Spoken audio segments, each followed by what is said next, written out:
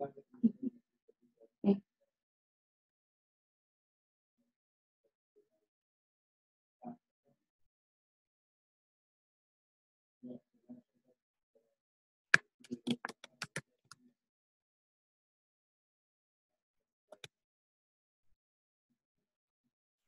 right, so it's 11:05, so we're going to go ahead and dive in. There may be some more folks joining us as we get started.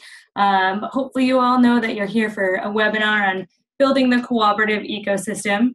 So my name is Alex Stone, and I am with CooperationWorks. I'm the executive director, and we are a national network of cooperative developers. CW provides training to co-op developers, continuing education, and this webinar is one part of that continuing education. So this is free for anyone to join in, to learn a new tool, a new skill, and help build the cooperative ecosystem wherever they may be.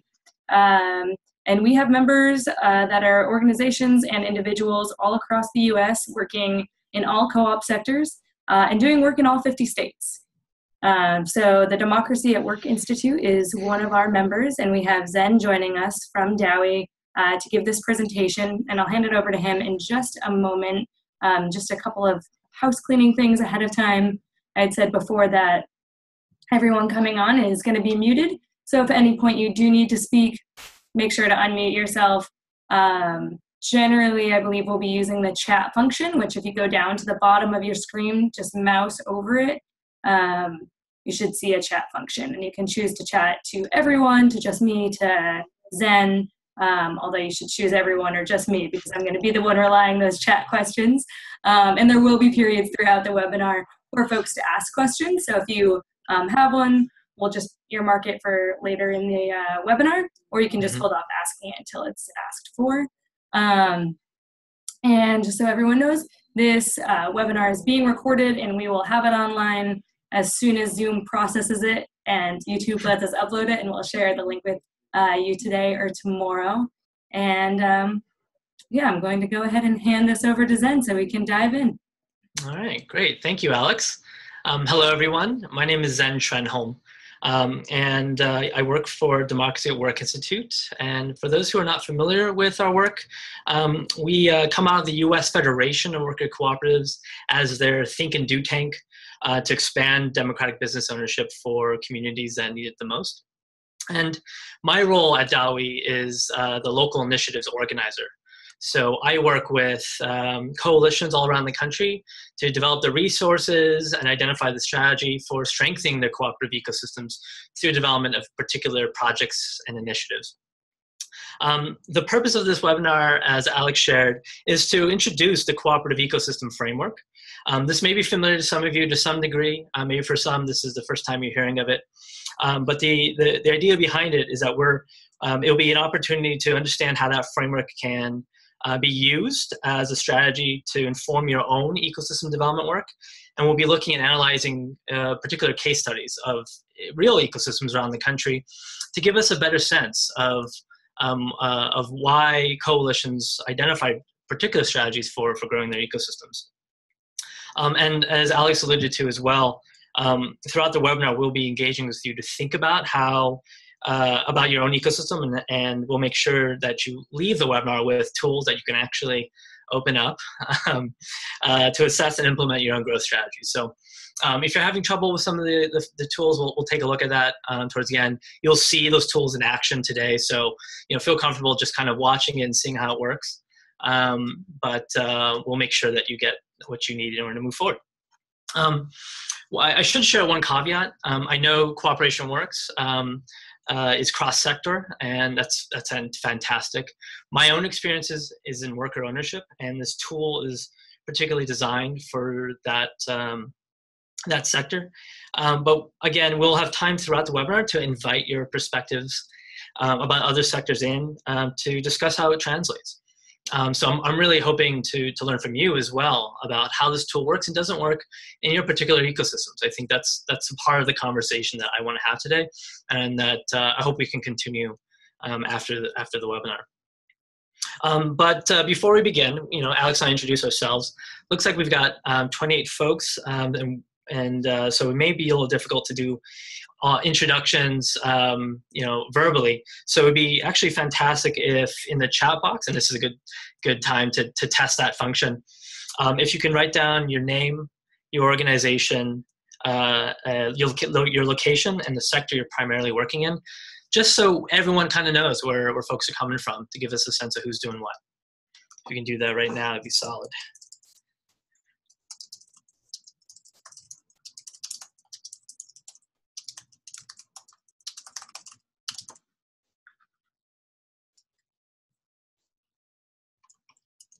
All right.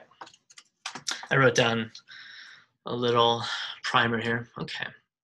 That's great. Thank you all.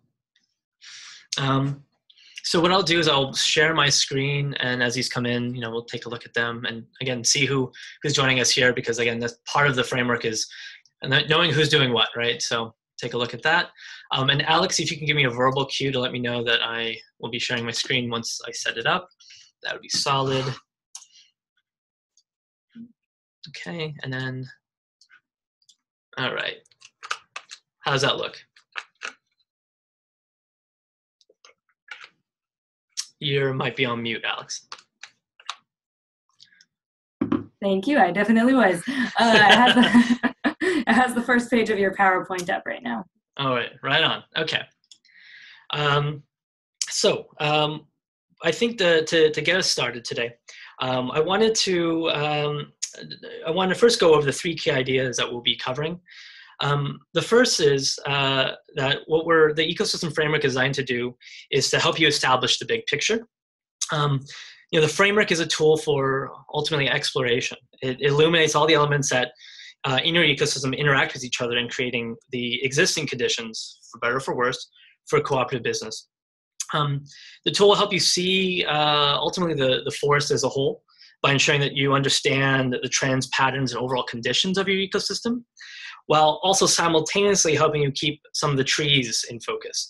That is the actual people, the organizations, the businesses, and the institutions that you can work with to actually build partnerships with to actually develop your ecosystem together. So the primary questions for that concept is, what's out there and what do I know about it? The second idea here is that, once you've kind of understood what the whole of the ecosystem could look like, all the different elements to it, that's when the analysis comes in, to actually identify your relative strengths and weaknesses of the ecosystem by weighing each of those elements.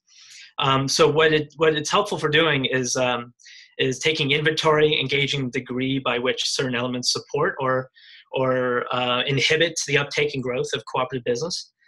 So the primary questions that you'll be thinking about as you're doing analysis is, what do I have to work with in my local area, and what do I ultimately want to see developed in my ecosystem? And that gets us into the third key idea we'll be covering today, which is in identifying the game changer in your ecosystem.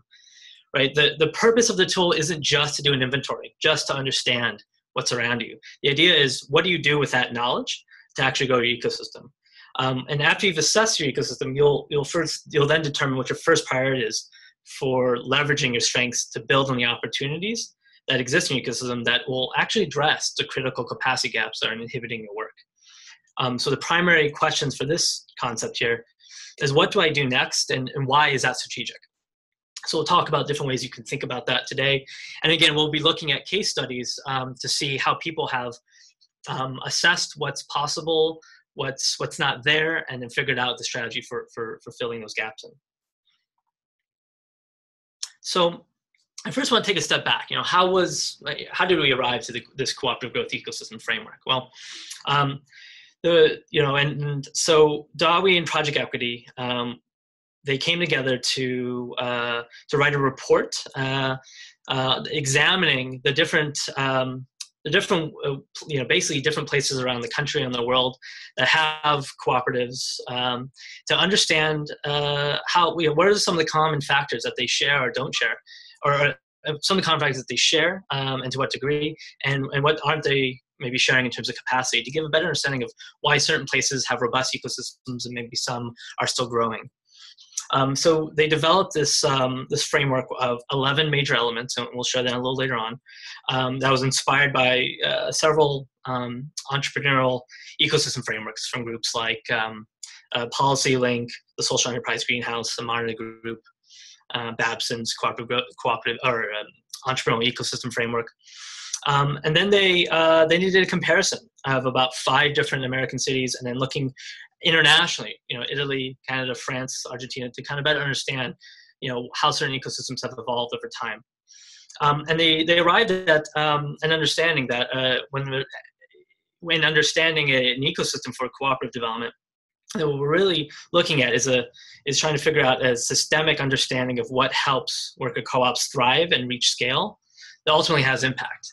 That the reason for understanding the different elements that contribute to a strong ecosystem not is about figuring out what you can pull on and push on to actually reach a scale and impact that you desire. So to actually have a hand in shaping conditions is the purpose behind the report. So when we think about an ecosystem, right, this is ecologically as well as in terms of entrepreneurial systems, is that we look at ecosystem being formed by a complex system of different actors and interests that support and inhibit worker co-op formation. And I think that's important to emphasize here, is that not only there are things that are supports, but there are things that maybe aren't supports yet that could be supports, and maybe actually some barriers and obstacles that need to be worked through. And all of those are part of the equation. So they published their findings as a report, and at the end of 2015, they convened capital providers, business service providers, developers, community development practitioners, local government folks, and worker owners from around the country to learn about the framework and use it in analyzing their respective ecosystems, providing us feedback and understanding about how it could be useful for their work and how that's being utilized in their own strategies. So I think the inspiration for why DAWI and Project Equity came together on developing this framework was that they wanted us as practitioners and advocates to understand how to actively shape their ecosystem.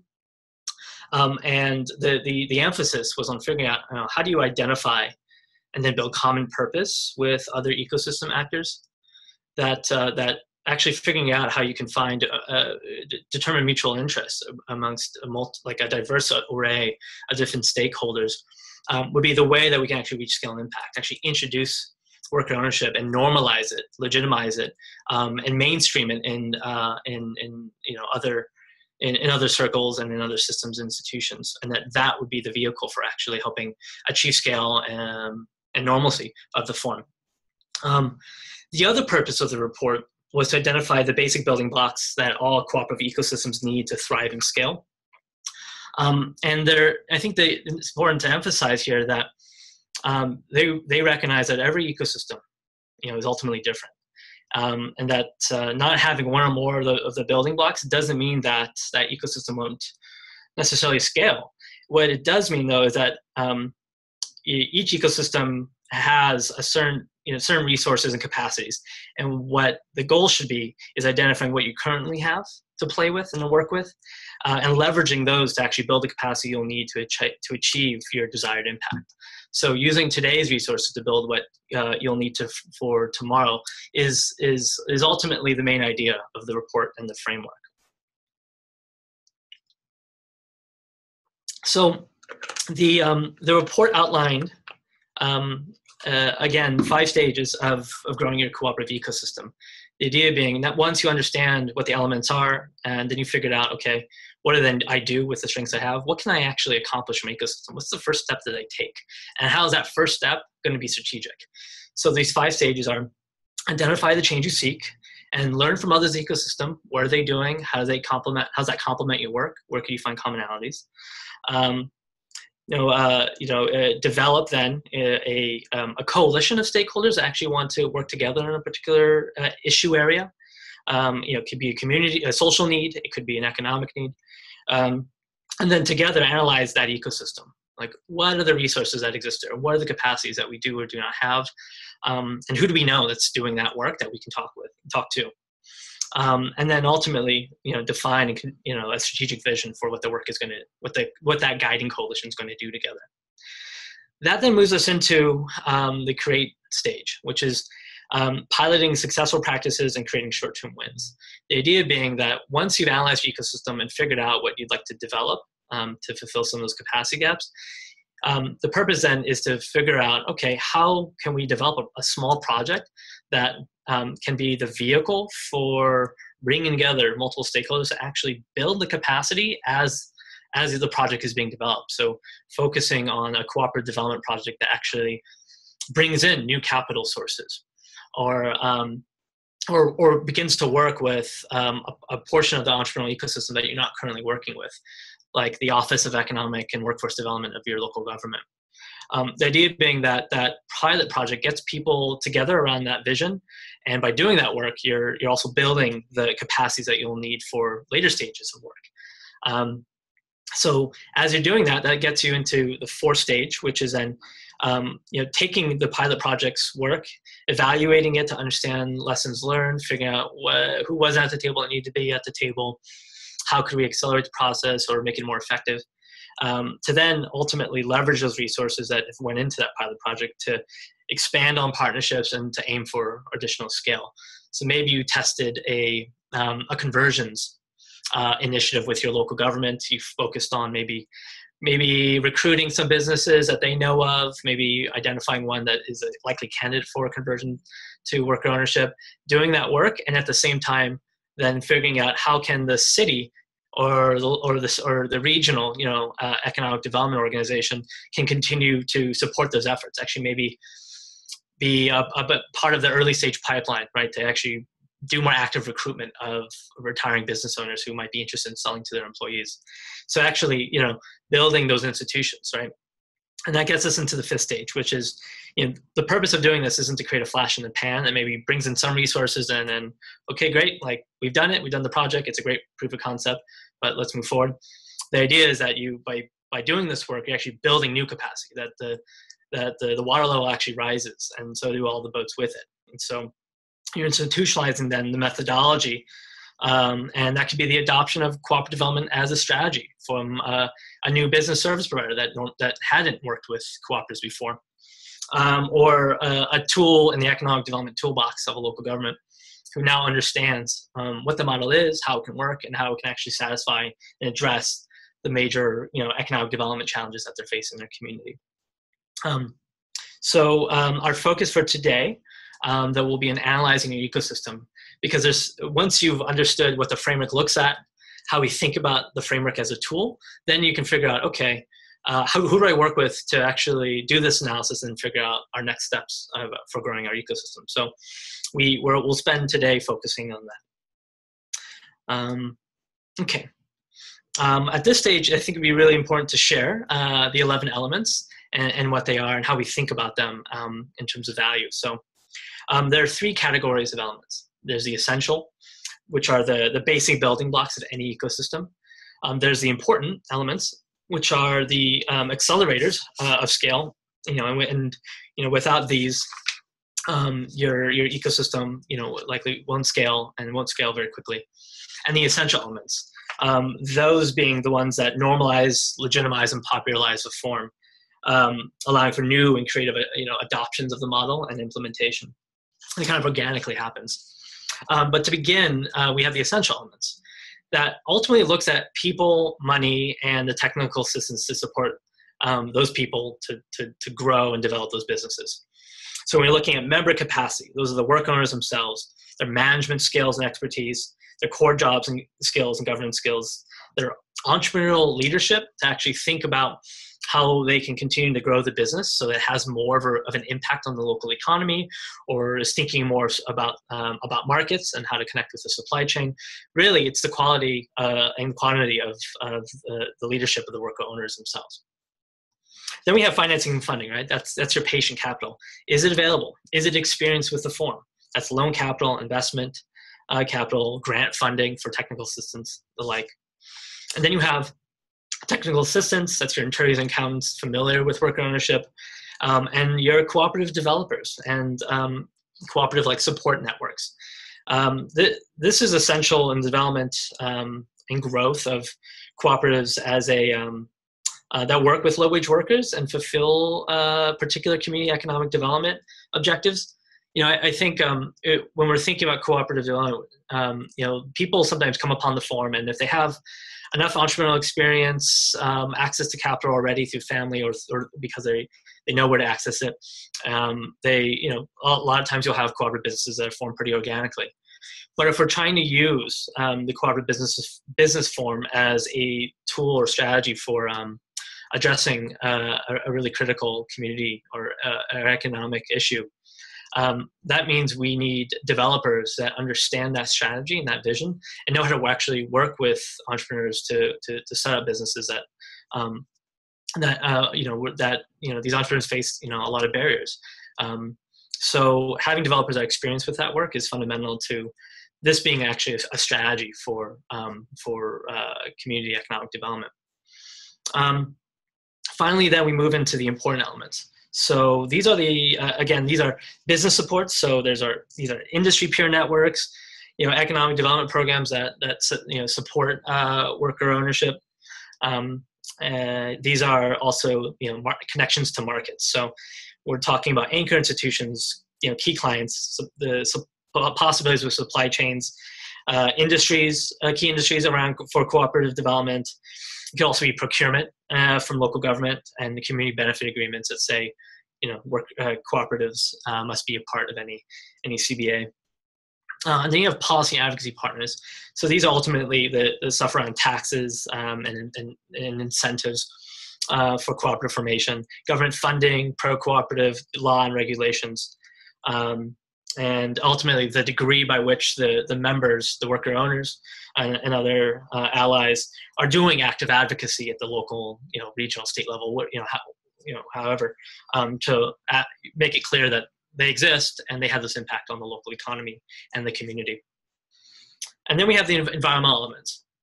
So these are, value-driven businesses. So really, in the ecosystem, right, are there examples of other social enterprises, other kinds of co-ops, B corporations, ESOPs, that I guess prove that you could do business a different way?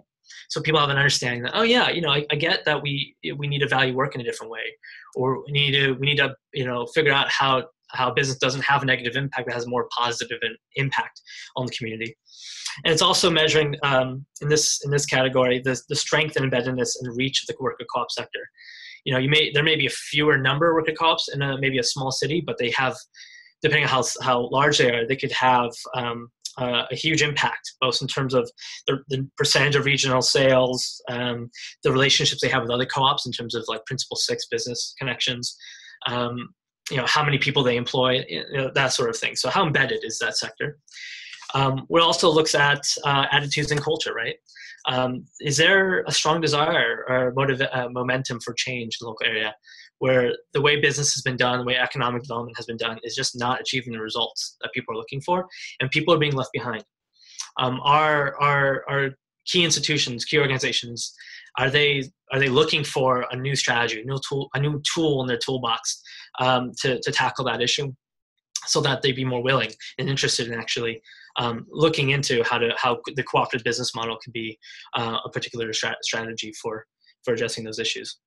And then when we look at cooperative education, are we building a body of knowledge and in that local area actually training both people working in the businesses, that could be managerial skills, business skills, the actual like business skills, like the industry related skills that workers need, or are we also training folks who are we bringing in small business development centers and other entrepreneurship programs to understand the form and provide guidance pro bono to folks who are interested in business or interested in starting a business and might be interested in forming a co-op. So with all these together, right, are different ways that you can measure the how robust your ecosystem is. With one important caveat here, which is that this, when you're looking at your ecosystem and like kind of, I'm sure all of you are kind of weighing as we went through each of these elements. Do I have this? Do I have that? The thing is that this can't be a passive checkoff list, because that's just not how organizing and innovation and initiative really take off. We think of these elements in a really dynamic way. It's like, actually, maybe weak in one area, but we're really strong in this area. And because we're strong in this area, there's so many opportunities around that we can focus on that might actually address that critical weakness that have been inhibiting us from focusing, for doing a project that we're really excited about. And I think that's the point of the framework, right? Is that every ecosystem is different degrees and quantities of the support. It's about figuring out what you have and using that to build what you need for the future. So I'll pause right here and see if any folks have any questions. And please write them in the chat box. And again, I can't see the chat box when I'm full screen, Alex. So if there's one that really speaks to you, Alex, you wanna read out loud or unmute someone to ask, that'd be fantastic. Yeah, sounds good. So far, no questions, but we'll give folks a couple of minutes to enter something in.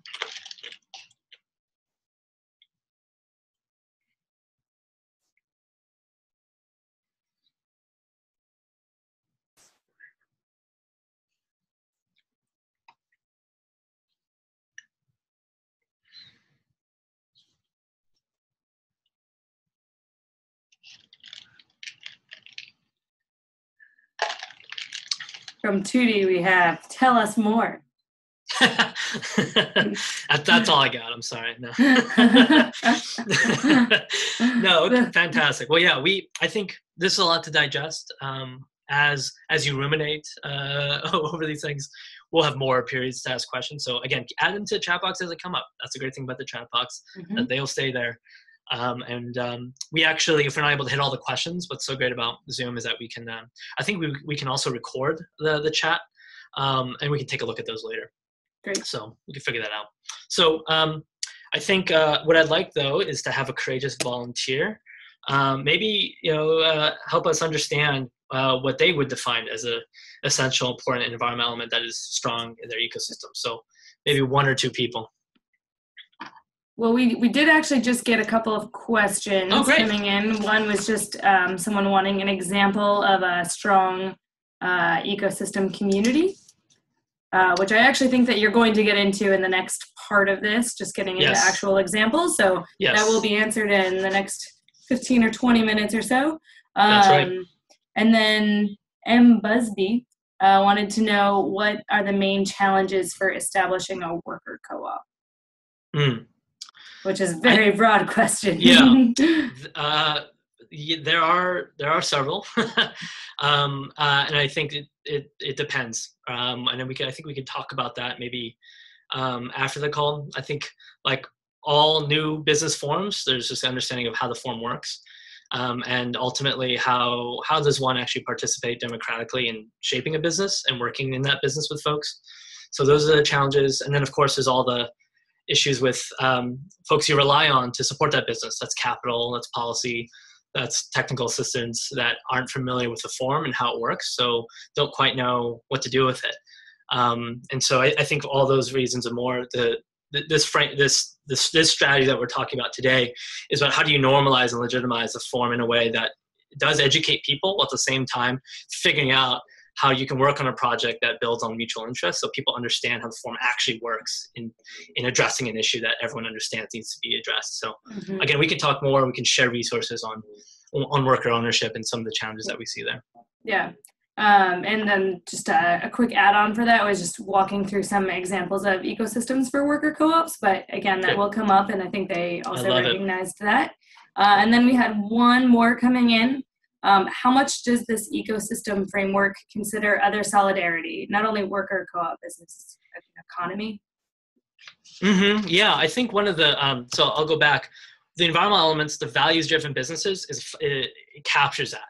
What are the other co-ops, the ESOPs, the B Corps, the other solidarity businesses that are, or the other, not even businesses, but what are the ways that people are organizing and creating value outside of the normal way values created in a traditional economy? How are people actually satisfying their needs and doing it in a way that is innovative? That's all captured in the values-driven business metric. And that's important because that actually shows people that there's another way of doing business. There's another way of creating value. There's another way of addressing needs. So you capture that when you in that section when you're analyzing your ecosystem. That's a good question. I think what I would like to then maybe take a step back with is that, again, this, I'm sure all of y'all have been thinking about how these elements and maybe how they work with the primary sector you work with. It'd be really interesting to know if anyone has any feelings or ideas on maybe what comes up about other types of co-ops. Where are some differences and what are the implications of those when you're thinking about this framework? Like, is there an element that we didn't capture in the 11? Is there an emphasis that you would share here? And if not, that's fine, but I wanted to invite that perspective in because, again, my experience is only in worker ownership.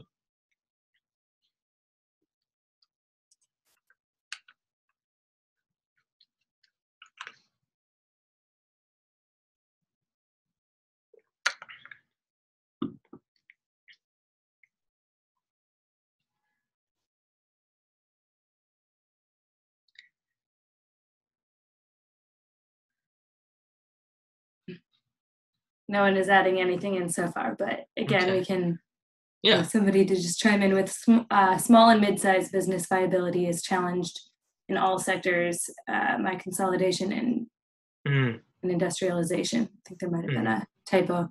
But if folks think of these also throughout the presentation or you have more questions, you can feel free to type them in. And when we loop back around to kind of more open question periods, we can come back to those too. Yes, please. Thank you. Really appreciate it. Okay, so we'll before we step into actually looking at strong ecosystems and other kinds of ecosystems using this framework, I wanted to first kind of show you how we I guess analyze each of these elements. So in these case studies, and then of course when I walk through the tool itself, you'll see that there are different size squares, that denote whether or not there's a strong element or not so strong element, or somewhere kind of in between. And so we use a 0 to 5 ranking scorecard to assess each ecosystem element, with 5 representing the most advanced assessment and 0 meaning that there's the least capacity for that. With that in mind, we'll first start off looking at the San Francisco Bay Area, which is a case study of a strong ecosystem, and I'll explain what that means and how we might actually think a little differently what a strong ecosystem actually means as we think about growth and impact. So we'll look at San Francisco Bay, the Bay Area. We'll then look at Western North Carolina, and then we'll look at Madison. And all 3 of these are profiled in the Growth Ecosystem Report that was shared, and as well as a couple other examples. So if you want to get a deeper insight in each of these examples, please look at the report.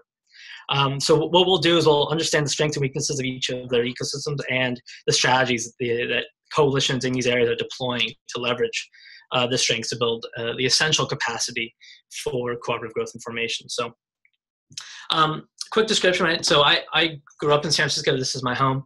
And I've seen my, where I've lived in particular change from a sleepy working class neighborhood in the western part of San Francisco to being a place where you get $9 toast and there are 2 breweries a block away from each other. Somehow, I guess young people are now living there. All we had was a 7-Eleven and a defunct gas station. So a lot has changed in the 5 years since I've moved out of San Francisco and into Berkeley. And that's because of the huge high-tech boom that took place.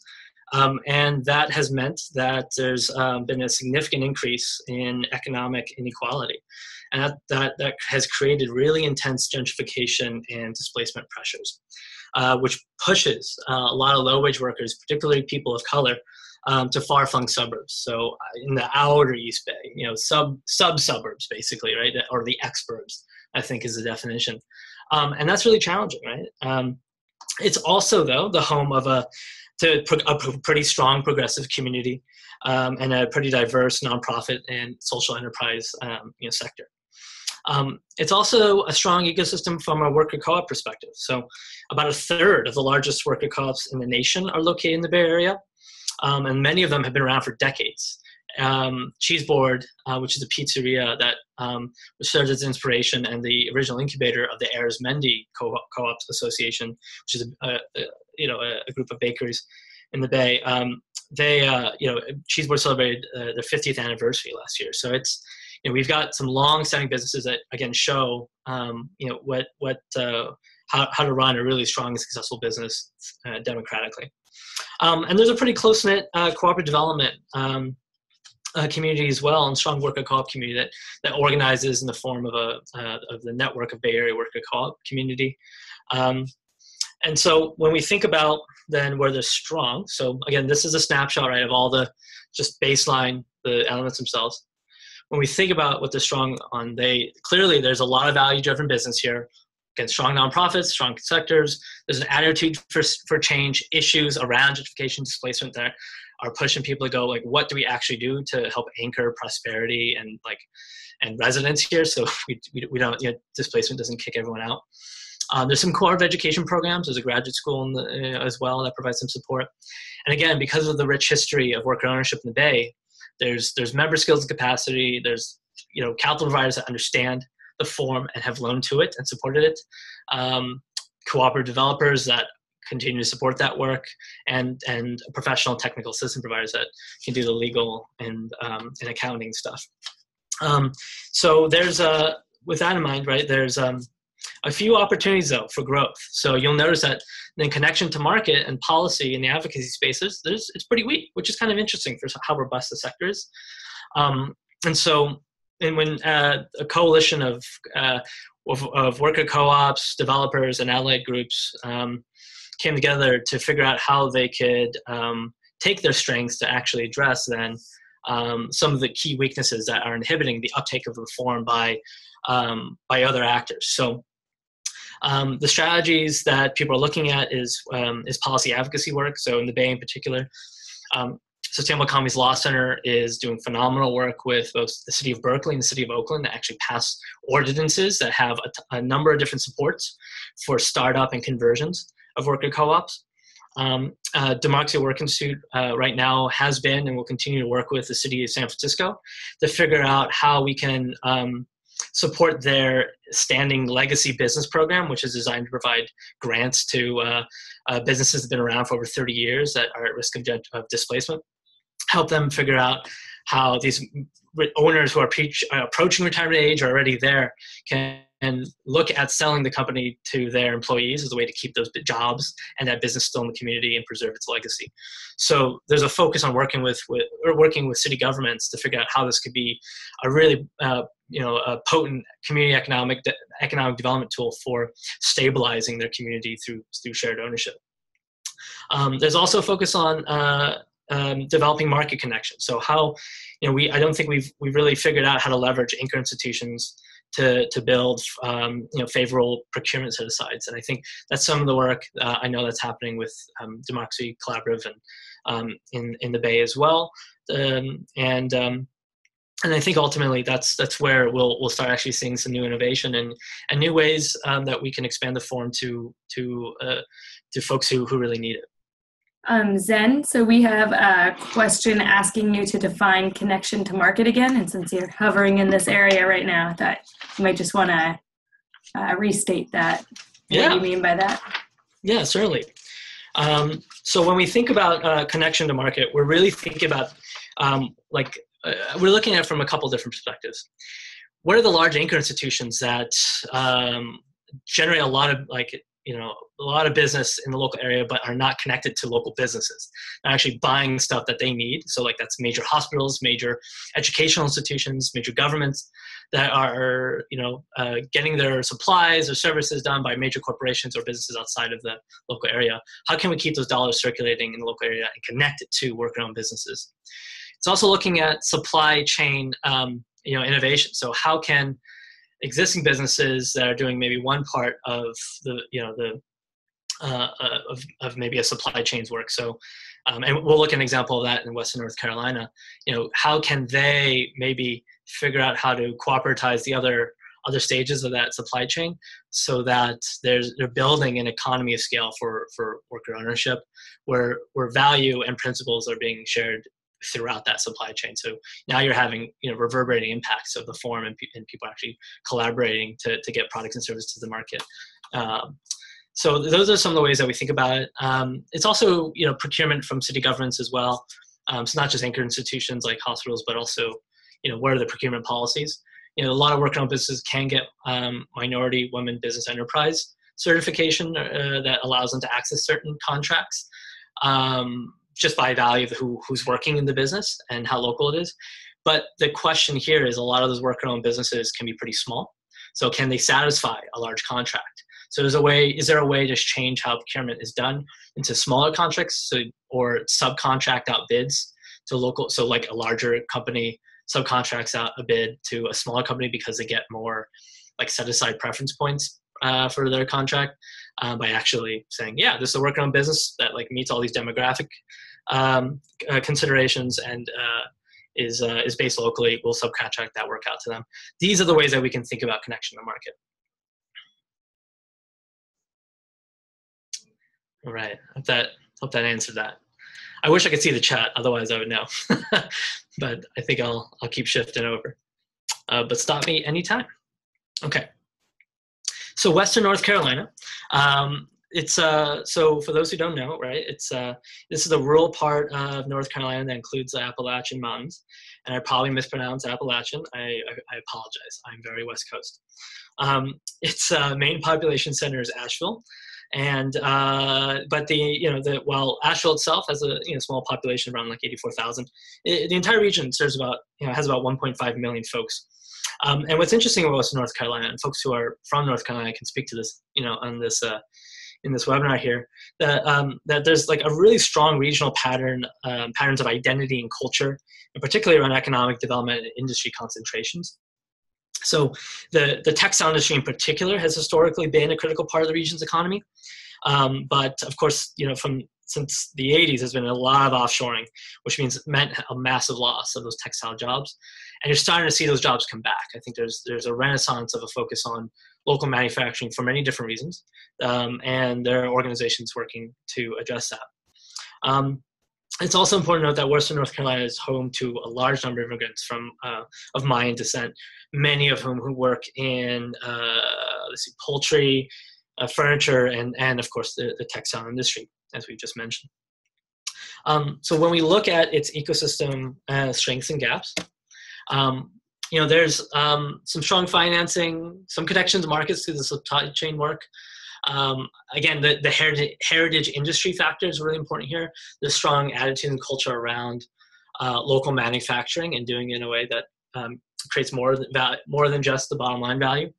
And then business supports that support that industry connection. And of course, new TA providers in the area that are focusing on how do we actually take advantage of that. And this is what's interesting about this example is that when we think about an ecosystem snapshot, we're really, we're trying to capture the whole, but you'll see strengths that actually take place, or strengths that are shown really along one industry value chain, which is the textile industry. So Western North Carolina, that is the case in terms of attitudes and culture, the business supports, the supply chain connections to market, and the financing and TA, and local worker co-ops that provide that proof of concept for that industry, and how it can be how business can be done differently through the worker ownership form. And I think that's fascinating to think about because it's an example of how you can look at industries in other areas, and something that I think the Bay, for example, could take a look at more deeply. Some of the areas, though, that there could be deeper opportunities for growth is in actually building on that value chain organizing. So looking at textiles, furniture making, how can that spur more strategic co-op development as part of a broader economic revitalization? And in particular, this is the case in many rural areas as well as urban areas, honestly, but in particular rural areas, there are very few prospective buyers for businesses whose owners are retiring, right? So what if the prospective buyer is way more local, right? It's actually the employees themselves of that business. So conversions is becoming a much larger part of the conversation now in Western North Carolina. There's been a lot of seminars, events, conferences, and organizing taking place right now to figure out how we can spread the message of conversions and actually recruit business owners to understand the form and figure out how that might work for what they need in order to retire and for what they want to see their legacy be after they retire. And I think what's important to share here as a key example of a strategy that's actually being implemented to build on those opportunities is the worker co-op opportunity threads, which you'll see in this photo here. So they play a pretty strong role in the Carolina Textile District, which brings together manufacturers, printers, stitchers, and other professionals serving the businesses in that industry to figure out the supply chain impacts that they can have from the production of the actual, cotton and so on into actual cut and sew work to how that gets distributed and sold, the patterns that are designed and the rest.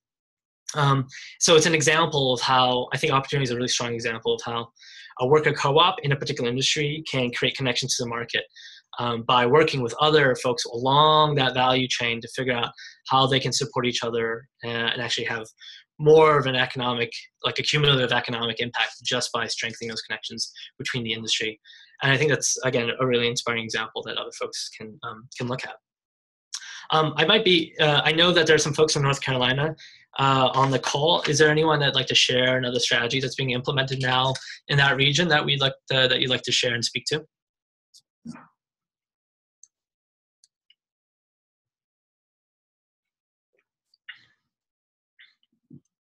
And maybe what we can do is you write that in the chat, and other folks can read it. And I look forward to seeing the chat too, because I'm really excited to see if there's any new work that's being done that I'm not picking up here. But as you do that, I'll shift into our third city, which is looking at Madison, Wisconsin.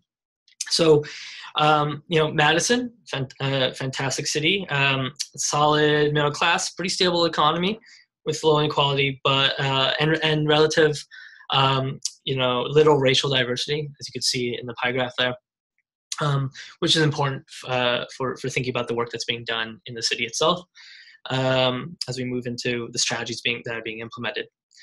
So there's in Madison, in Wisconsin in general, there's a really strong history of cooperative organizing. So this is across sectors, not just worker ownership. And again, there are folks on this call who can probably speak to that way better than I can. So there's already a strong attitudes and culture, right, in Madison. There's also, Madison itself has a pretty progressive mayor and strong city council members that have a history of supporting worker co-ops. This means that there's a lot of policy and advocacy support at the local level. And I guess I'll just show the scorecard here while I speak about it.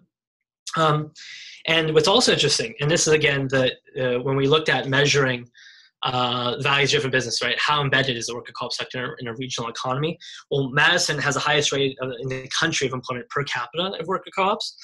More than 500 people, working in 14 worker co-ops compose about 0.3 to 0.4% of Madison's total labor force, which is pretty significant if you think about it. And these co-ops have a pretty strong public profile. And there are more.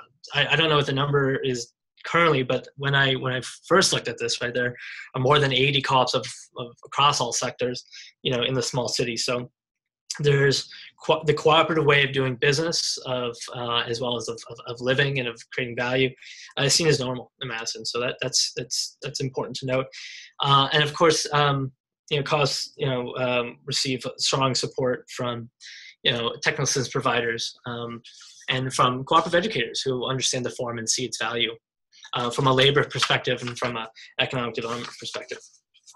So when we think about opportunities for growth, right, you'll notice that there's strong policy folks, strong advocacy partners, but there's kind of weak co-op development and not so much financing yet. And I think it's a legacy of, again, businesses forming organically and figuring out how to support themselves and build and having a strong regional identity. But now the focus is on how can cooperative development actually be a community economic development tool to, again, when we're thinking about growth of the form, uptake of the form, it's like how can it achieve scale and achieve a desired impact for that community. And in the city of Madison, there's a strong emphasis on figuring out how the city can incentivize and incubate that work. So they decided, again, a lot of deep organizing happening with unions, community-based organizations, worker co-ops, and working with city government allies and the mayor to figure out, okay, what does that support look like? So the city actually invested $3 million for a total of 5 years to build capacity for worker co-op development. And their goals are, again, you'll see here, to build technical assistance capacity as well as financing. And in the process, increase the number of families supporting living wage jobs, develop strategies that support and develop worker co-ops in low wealth communities.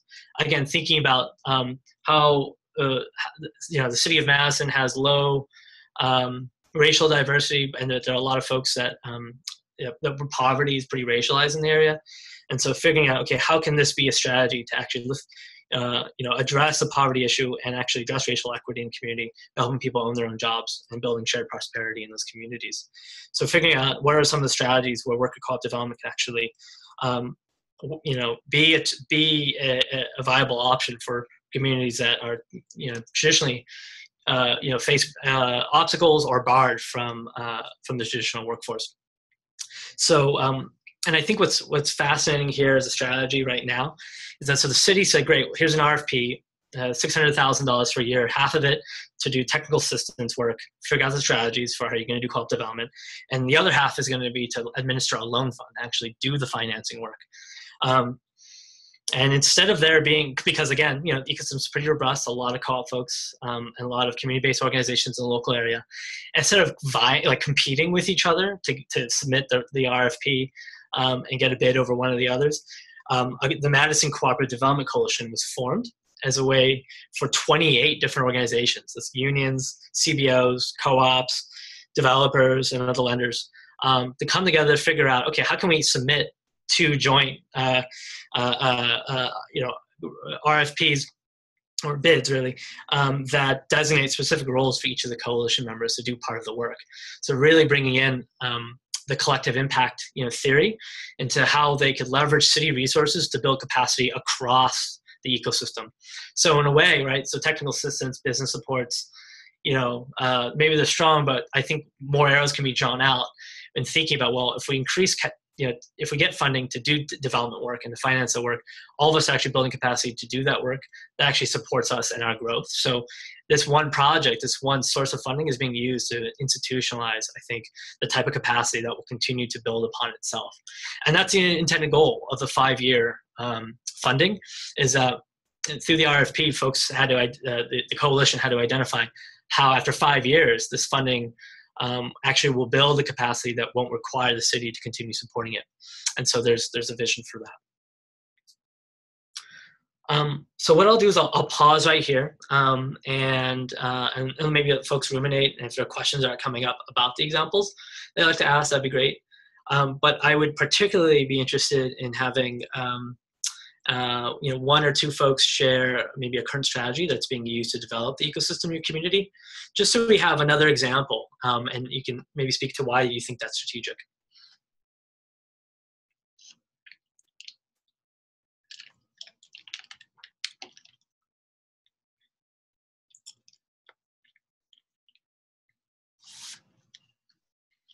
And I would actually say, if people are sharing examples like this, maybe you could even just unmute yourself. It might be more valuable just to hear people verbally say it, and you can put it in your own words. So if you wanted to chime in here, feel free to unmute yourself and share with the group.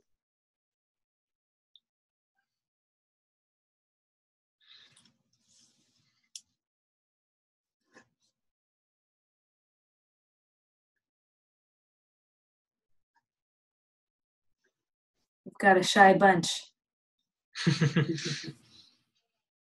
Hi, I'll go. Hello. I'm Ade, and I'm based in Durham, North Carolina. And great. We just started a project here called Cooperation Durham, and this is really helpful to make sense of how to cultivate this work here. But I guess a challenge, because I know that there are definitely strategies to develop our progressive political ecosystem. And I think that work has been really successful in figuring out how to then inject this solidarity economic energy into that metamorphosis has been a challenge. So I'm speaking to related ecosystems to this work and how they are or not integrated, and that's a challenge that I'm observing. Yeah, is a challenge about not identifying a particular project that folks can work on together that would maybe address the social challenges while bringing in the business supports to make that happen? I guess there's just even there's like progressive political work on the ground, and then sort of a separate cooperative solidarity ecosystem push happening, and figuring out how to really coalesce the two together has been interesting. Yeah, I hear that. So our friends in Philadelphia who work with the cross-sector Philadelphia area Cooperative Alliance, they face a similar challenge, but I think what was interesting is that the folks who were working there, and including the board, had deep community roots, and so they could, through their relationships, actually connect with different parts of the organizing community as well as the co-op communities. But they face a challenge of like, how does that political will to do like community economic development work? How do they? What are the strategies that they can actually use that would actually bring in some of that capacity from the community itself that are interested in seeing the businesses form, but also B, how those businesses can address everything from the food desert issues that some parts of the community face to some of the industries where workers are being exploited, to the folks who are being marginalized because of their they're a returning citizen or some other aspect of their identities. So I think it'd be interesting to take a look at how, and we can connect you with our friends there, but to look at how PACA was able to continue to organize and show up at people's really their tables to have a conversation, understand what the challenges are, and figure out mutual interest. A lot of times it was just listening. A lot of times it was showing up in a way where, PACA was advocating for city funding. And so they were looking to make sure that strong community organizations could show up and say, this is a model that Philadelphia needs. But instead of just asking for that work to happen, they also showed up and at their own events and their own advocacy, these other organizations' advocacy work, to say, yeah, PACA supports this, addressing food inequality issues for this community. So it was a way for actually connect the dots between the organizations, figure out what the common cause was, and to make sure that you're both sitting at each other's tables. And they have some specific ways that they've done that, and I think they're more than willing to share some of that with y'all. That is super helpful insight. Thank you. And you said their name is who? Philadelphia Area Cooperative Alliance. PACA, and the executive director's name is Jamila Medley. And again, I can connect you with her after the call. Thank you so much. Oh yeah, that's great. All right. I have a comment on this strategy. Yeah. This is Kate, and I'm with the Union Cab in Madison, Wisconsin. Oh, great.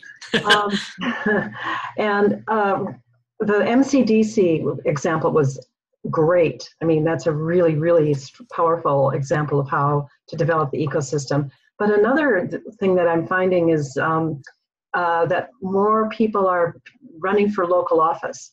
Mm-hmm. So whether there's a city council or they're actively engaged in the labor union, or and then running for city council, I think that there are probably people interested in other, not just the city, but perhaps county. In fact, I'm sure county, maybe even state as well. But local political activism engagement is, I think, really important. Thank you for that. I don't think the MCDC or the funding would have nearly been as successful and have happened at the timeline if it wasn't for Rebecca Campbell, from Union Cab, joining as a city alderperson. So I think that's a phenomenal example, and one that we can look at from, around the country. And it's also like there's a political aspect too, but it's also like, are there ways that worker owners can also join the boards of financial institutions as well to actually, educate CDFI boards on the co-op form. And that's we've seen some of that happen in different parts of the country as well.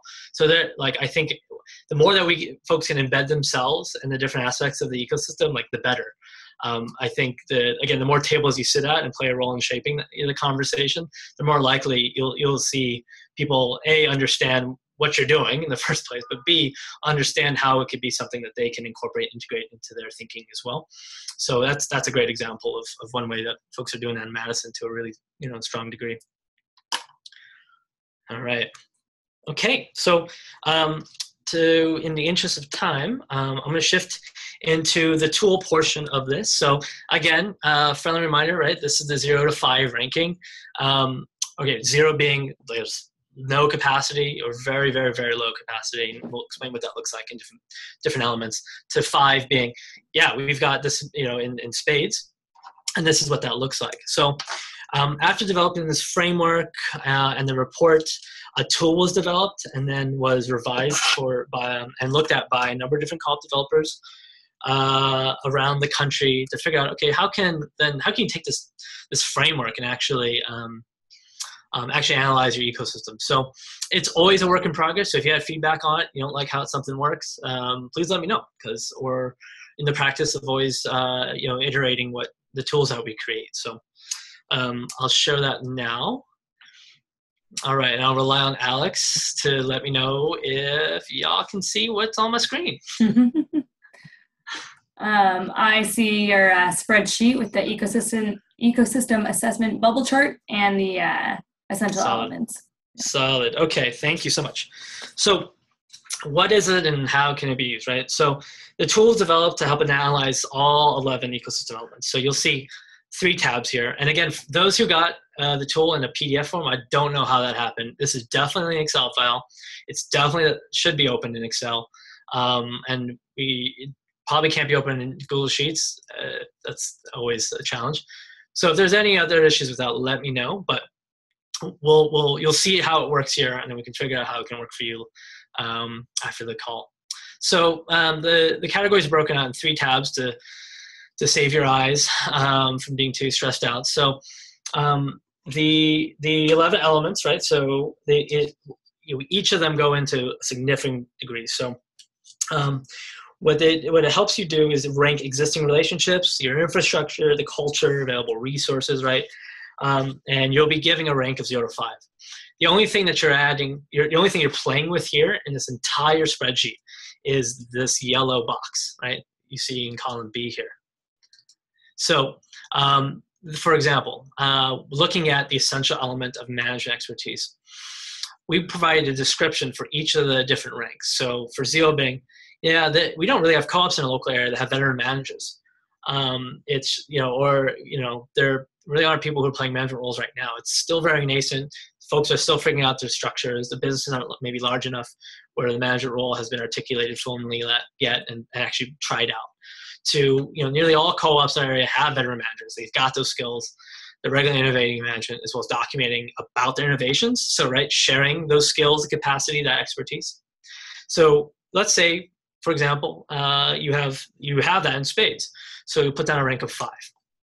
Put down the box there, and you'll notice that once you add a value, you'll see this cute little bubble pop up in this bubble chart. That bubble chart will stay with you as you go through.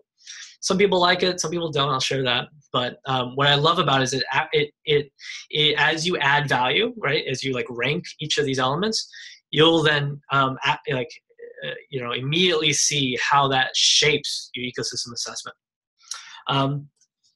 I think it's important to also share here, and a lot of people had questions about this, is that you'll notice that as you're ranking all these elements, that the bubbles will change in size and shape. And some of the elements that you thought, hey, you know what, we actually had a lot more, we ranked a lot higher in those, but for some reason they look smaller than these other bubbles where we maybe didn't have so much capacity. Why is that?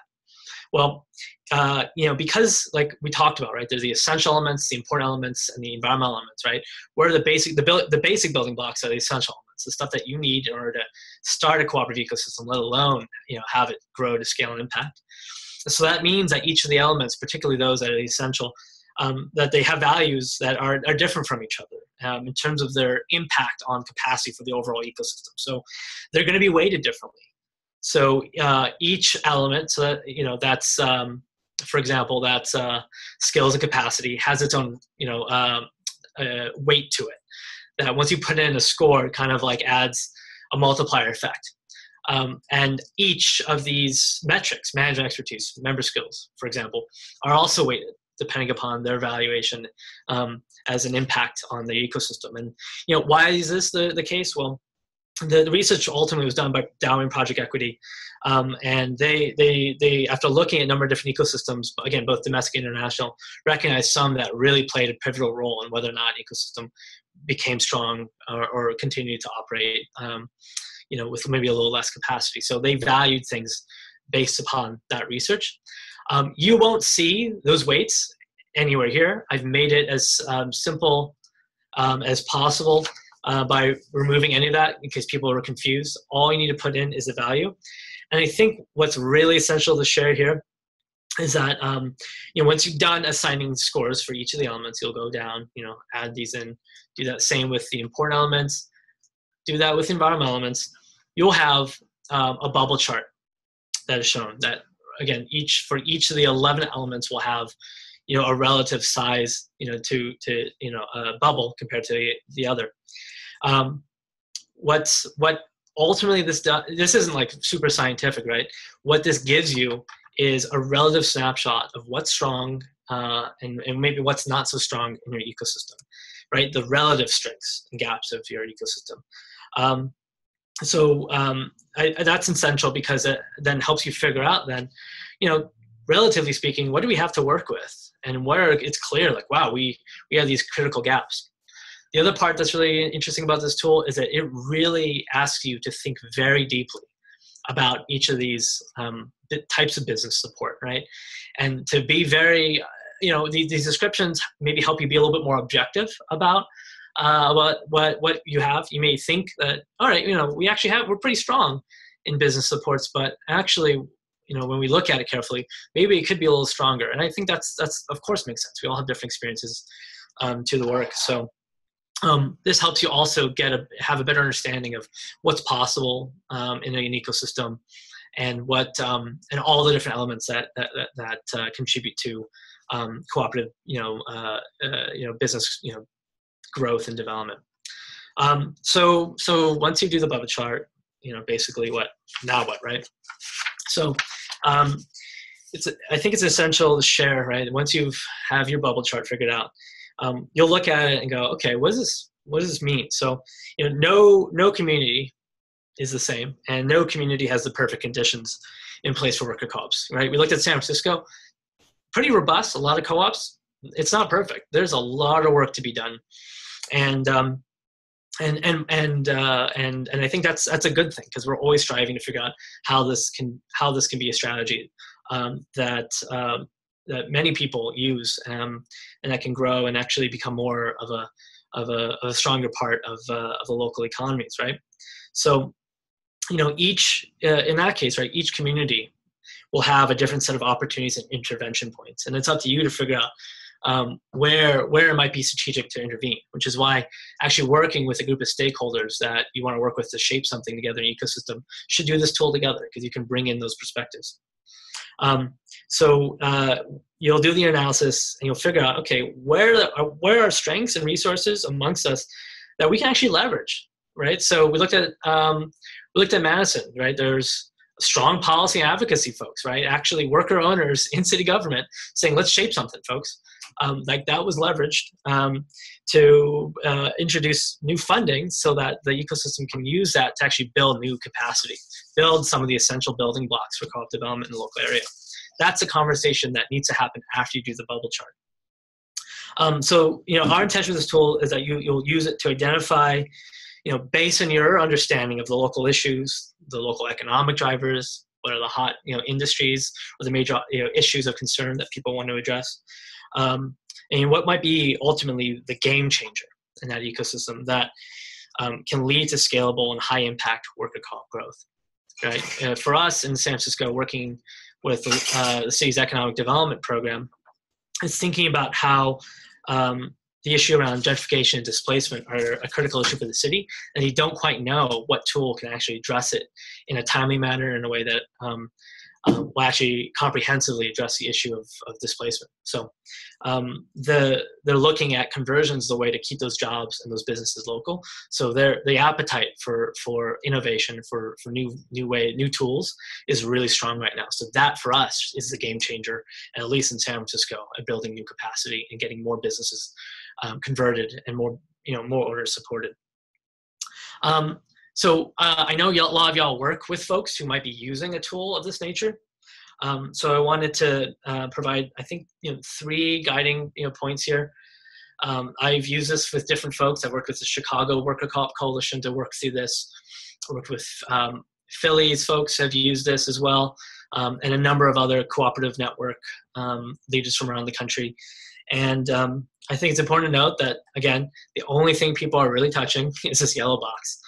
That's just add your value there and just keep adding value as you go down, and that will generate the picture for you. So just focus on reading descriptions and having the conversation. That's what makes this tool fun. Do it with a coalition of stakeholders, right? It invites alternative perspectives and knowledges about the different strengths of the ecosystem and maybe what some of the opportunities are. And then there are some questions. So these questions are in the how-to guide that was like that accompanied this tool. So I'll just share them here, right? The point of this process is to discuss what then can you do. So questions should be, what do the high scoring elements say about our ecosystem? What is the picture that it creates? What are those missing elements that need to be addressed at this stage, and why? Not just like, oh, we need more anchor institutions to purchase from worker co-ops, but we actually don't have many worker co-ops to begin with. Maybe is that necessarily the strategy to take? Maybe there's a one that's like an earlier stage, project that can be worked on to establish more worker-owned businesses that eventually can procure from larger anchor institutions. That may be the conversation that takes place, right? How can you leverage strengths to actually develop the capacity to do that type of project? And ultimately, like with any good tool and any good organizing effort, what's our next step? Like actually plotting that out. So these questions and others are offered in the how-to guide, so I won't go in great detail, but that's something you can look at and work with. And if you have questions, again, I'm always available to help answer questions as you have them. So I'm going to jump back to our presentation. All right, Alex, do you see what I'm looking at? Scorecard? Yes, I do. All right, fantastic. I wanted to share a few general recommendations about the framework, about how you use the tool, and ultimately how the tool is used as an organizing tool, right? So the first recommendation is, be in your ecosystem, not above it, right? It's not just about looking at the forest and going, okay, macroscopically, what this looks like as a pattern. But actually being in there and thinking about the relationships that you have to work with. Who do you know at the organizations that could provide funding, that are part of the industry associations where they know that the loss of manufacturing is a big issue because owners are retiring? These are the conversations you have. Who do we work with? Who do we talk to? And it's also about understanding your own particular role in the ecosystem. You're not going to do everything. And you shouldn't be expected to do everything, and you shouldn't expect to do everything. The idea is there's a particular role that each of you play, be it, as you're a co-op developer, you provide professional TA, you might provide loans, or you might be a community organizer, right? Each actor in the ecosystem has a particular role to play and can convene other folks that can bring in other capacities. So the path is long for sure to build the ecosystem, but it starts with some key milestones. And the first step is about figuring out what you can do and who can you work with to make it happen. It's also about finding the common purpose with those organizations, the mutual interest. Figure out what are the potential partnerships you could build around that interest. How does their work intersect with yours? What are their needs, their interests, their vision? right? I think it would be tone deaf to say that like everyone should of course get that cooperative business is the forum to address the issue that they're dealing with. Because I mean, that's hubris, right? I think it's important to have the conversation with people, understand what the challenges are, and talk earnestly about what are the different tools that have been used to strong effect or to not so strong effect, and what are some other ways that we can look at it. And that could open new doors and new ways of collaborating. And I think in all the ecosystems we profiled, that was the strategy that people have taken. Highlight when you're doing your analysis, you figure out what's strong, what's not so strong, and you start naming some of the people you could work with, organizations you can talk to. Figure out what their pain point is, right? What is the issue that that's like the monkey on the back that maybe you can help them figure out. Again, in my experience, it's in San Francisco. It's the economic development's office trying to figure out how they can support the legacy businesses actually stay in the city of San Francisco, because all they have to work with are a few grants that just go to marquee upgrades and restorations, but don't actually do anything about the underlying issues around owner retirement and gentrification pressures. So they're hungry for new opportunities. That's their pain point. How can we support them and work with their community to address that? And start with partners, of course, but seek out unlikely partners. Right? Do your homework on who might have the keys to an important part of your ecosystem. They will help scale cooperative ownership. I mean, quite seriously. You might be surprised at who you could be working with. In New York City, their cooperative developers and worker owners have been talking for a while about how can they better work together to get funding maybe from the city of New York to support co-op development. Wasn't really going too far. And then suddenly the Federation of Protestant Welfare Agencies, an organization that had no connection to co-op work, but nonetheless provided business support and provided social services for a lot of low-income and low-income communities and communities of color in the boroughs, looked at their the business support economic development strategy and said, you know what, shared ownership is a strategy we want to take. How do we leverage our 100 years of advocacy at work with the city of New York to get funding to actually support building that capacity? So they reached out to this coalition of developers and worker owners to go, hey folks, now's the time to take advantage of the Bill de Blasio administration, who's just come in saying we need to alleviate poverty and is now hungry for options to do that. Let's take advantage of that. And because of that support, the city of New York ultimately allocated $1.2 million in the first year to worker co-op development.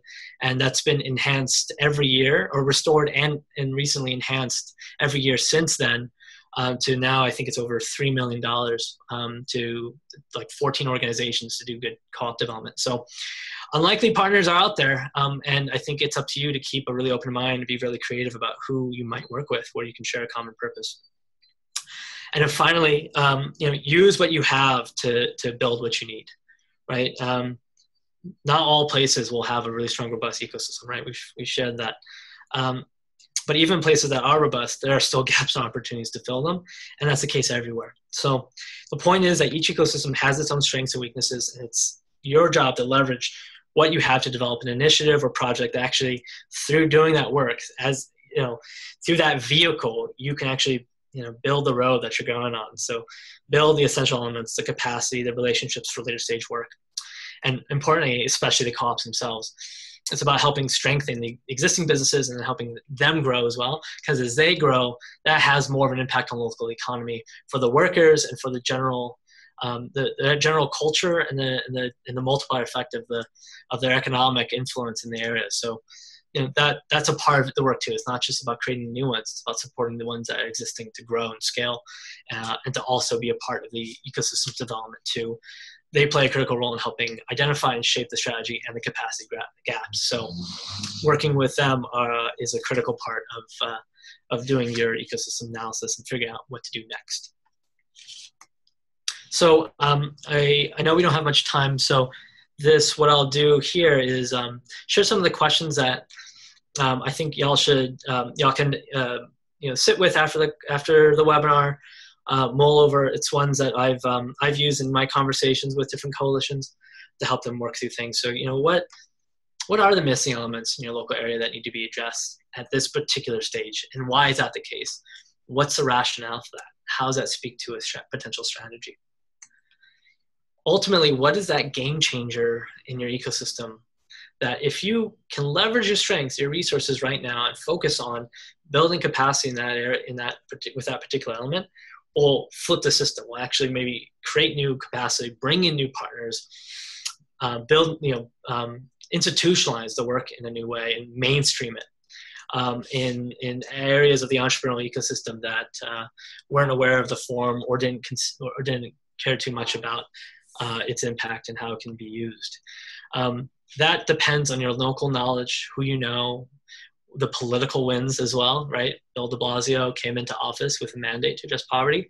That's a pretty big window to figure out how work ownership could be articulated as a poverty alleviation strategy, right? But there are different times, different places, there are patterns, trends, market forces that shape new conditions. And it's important to see what those are and figure out what can we do to be part of the solution and take advantage of those opportunities. And finally, what is the next step? So you figured out, okay, what do we need to do? What could we possibly do? Then what does tomorrow look like? Who am I working with? What's the conversation I'm having?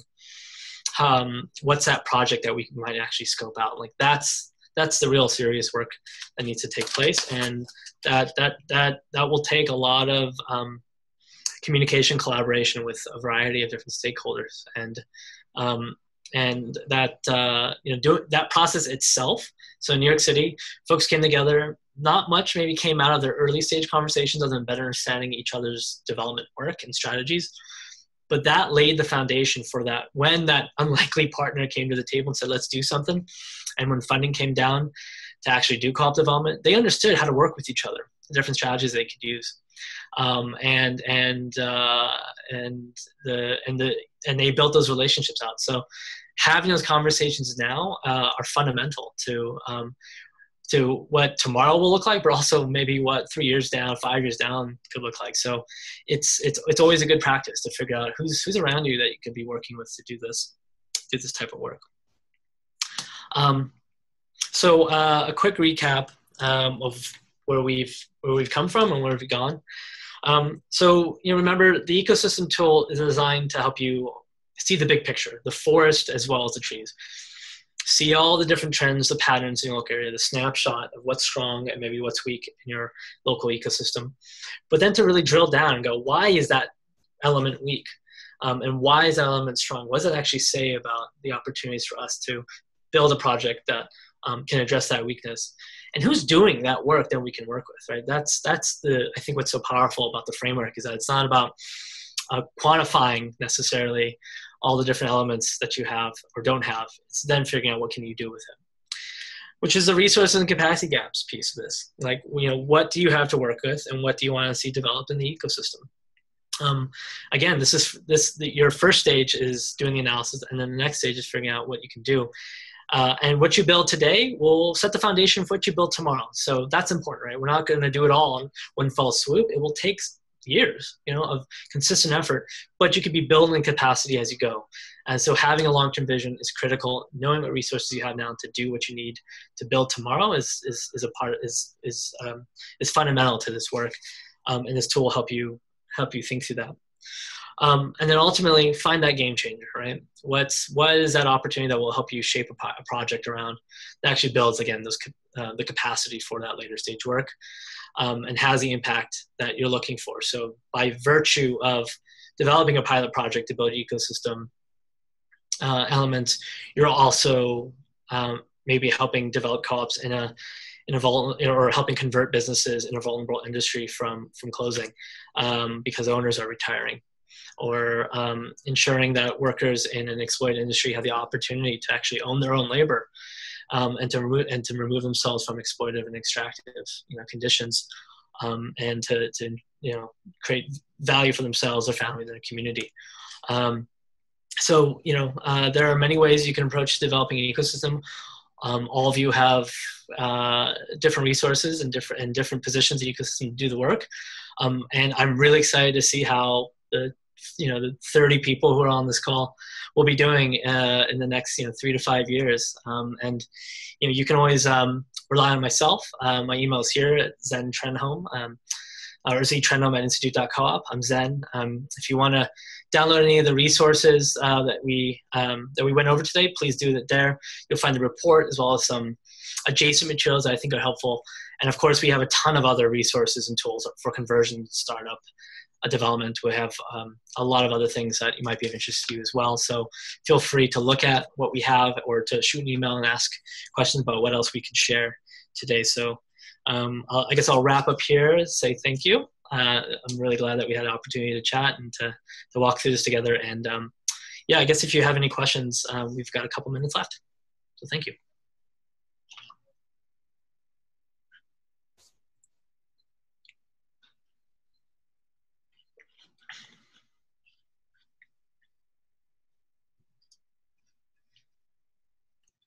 So far, no questions are going in, but you're getting some good compliments, and well, thank you. Yeah. Great. Yeah, I don't have any questions. I just wanted you to hear my voice say that this was really great. I've learned a lot, and I'm excited to sort of take this to the group I'm working with now and figure out how to implement that locally. So yeah, thanks y'all so much. Oh, fantastic. Thank you so much. And thank you, Alex and CooperationWorks, for introducing the idea to actually do a joint webinar together. I'm really grateful for the opportunity, so thank you. Yeah, thanks for partnering with us on this and doing this webinar through CW. I know you've given it at some of the worker co-op conferences or something similar, so it's great to be able to offer it online too. So I will be sending out both a link to the recording of this, so you can feel free to share it with your groups to watch it again. And that'll probably take a day or two to come out, but I will also be sending out an evaluation. So this is I guess it's not really the first webinar we've done, but it's kind of early stage of what we hope are many more partnerships with various organizations. And even next month, October 18th, CW is partnering with Round Sky Solutions on a webinar for creating accountability in teams.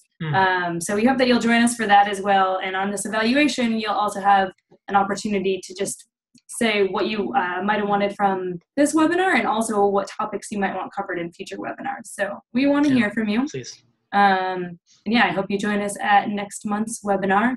And I will just do a quick plug. If you're looking for even more in-depth training on cooperative development, you want to deepen those skills, and there's a whole bunch. You can visit our website for that. But we do the Art and Science of Cooperative Development, which is a 3-part intensive training. There's 2 4-day in-person sessions and a 5-day webinar. We actually have one coming up in November. So you can feel free to email me, Alex at CooperationWorks.coop, or you can just check out our website. Yeah. And any final words, Zen? Nope. Thank you all. This is fantastic, and I look forward to talking with you all. In the coming days. So there is one question. Maybe you'll just want to email this person, but she's saying, do you have any specific recommendations for using this tool at early planning stages of a worker-owned co-op? Yeah. Maybe what we can do is we can have that conversation via email. So if you'd love to shoot me that that question via email at the email down here, I can get back to you by tomorrow with a response. That's a great question. Thank you for that. Yeah. Okay. All great. Right. Well, thank you all so much. Thanks, everyone. Bye-bye. Bye.